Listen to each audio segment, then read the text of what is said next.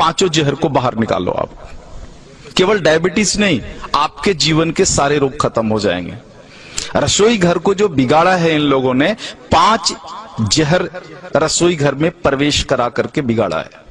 उसमें से उजला आटा यानी गेहूं का आटा, मैदा एक जहर, उजला नमक दूसरा जहर यानी आयोडीन नमक, ये दूसरा जहर है। तो गेहूं छोड़ा तो कहां जाना है? बाजरी, जवारी, मकई, मड़ुआ के पास जाना है, जौ के पास जाना है। उजला नमक अगर छोड़ना है तो कहां जाना है? सेंधा नमक पर जाना है, काला नमक पर जाना है, आपके यहां के सांभर झील के नमक पर जाना है। यह शुद्ध नमक है। तो दूसरा जहर हुआ। तीसरा जो जहर इन्होंने डाला है चीनी। चीनी का पिंड छोड़ो, चीनी बंद कर दो। चीनी की जगह जितनी इच्छा है उतना गुड़ खाओ, भूरा खाओ, खांड खाओ। ये डायबिटीज की अच्छी दवा है। गुड़ डायबिटीज की अच्छी दवाओं में से एक है। हमारे यहां जितने डायबिटीज के मरीजों की चिकित्सा होती है ना, सबको लिख के देता हूं प्रिस्क्रिप्शन पैड पर, प्रतिदिन गुड़ खाओ।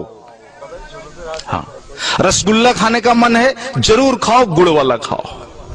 जिलेबी खाने का मन है जरूर खाओ, गुड़ वाली जिलेबी खाओ।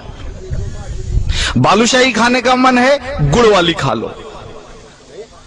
जितना मीठा खाने का मन है खाओ, गुड़ वाली खा लो। तो तीसरा जो जहर है वो आपका चीनी है। हाँ। और जो चौथा जहर है वो है रिफाइन। हाँ, इस रिफाइन को बाहर निकालो। ये तेल नहीं है। आर्थराइटिक्स भी सबसे ज्यादा राजस्थान के लोगों को है। आर्थराइटिक्स, घुटने का दर्द, कमर का दर्द, माताओं को तो है ही, 100% राजस्थानी माताओं को है ये।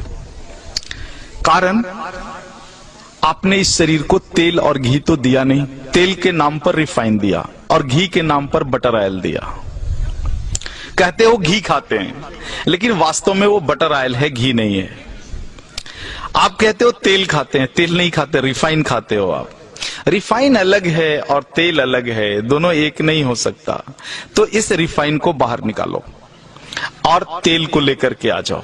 तेल सरसों का हो सकता है, तिल का हो सकता है, आपके यहाँ अच्छा राई, सरसों, तिल, ये 3 चीजें तो मैं जानता हूं, और शायद कुछ मूंगफली का भी बढ़िया हो सकता है। ये सारी चीजें हैं।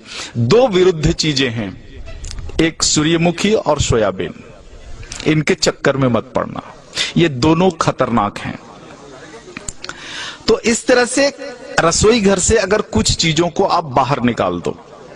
2 मॉडर्न चीजें हैं, एक प्रेशर कुकर, हाँ, जो आपके रसोई घर का प्रेत है, प्रेत को बाहर निकालो। हाँ, पकती नहीं अनाज, फटती है अनाज। दाल फटता है उसमें, पकता नहीं है। नीचे से ताप और ऊपर से प्रेशर, तुअर का दाल फट जाता है, पकता नहीं है। पकेगा तो मिट्टी की हांडी में धीरे धीरे, सने सने, धीमी आंच पर ही पकेगा। तुअर का पौधा जितने दिन तक मिट्टी में खड़ा रहता है, उसी हिसाब से समय लेगा हांडी में पकने के लिए। जल्दी कैसे पका लोगे आप? नहीं पका सकते। वो मिट्टी में 10 महीने तक खड़ा रहा है तो 10 मिनट तो लेगा ना चूल्हे पर पकने में। आप फटाफट 2 मिनट में पका लोगे, पकता नहीं, फट जाता है। अनाज को, फटा हुआ अनाज खाओगे तो गड़बड़ तो होगी ही, पका हुआ अनाज खाओ। प्रेशर कुकर में कोई भी अनाज नहीं पकता, केवल फटता है। तो इस प्रेत को बाहर निकाल दो। और दूसरा प्रेत तो कम है, जो है फ्रिज, हाँ, इसको बाहर निकाल दो। शरीर को अग्नि चाहिए। फ्रिज की सारी वस्तुएं शरीर के अग्नि को खराब कर देने वाली है। शरीर में अग्नि नहीं होगा तो पचेगा ही नहीं, और पचेगा नहीं तो सड़ेगा, और सड़ेगा तो वायु निकलेगा, और वायु निकलेगा तो पता है वायु क्या क्या करता है?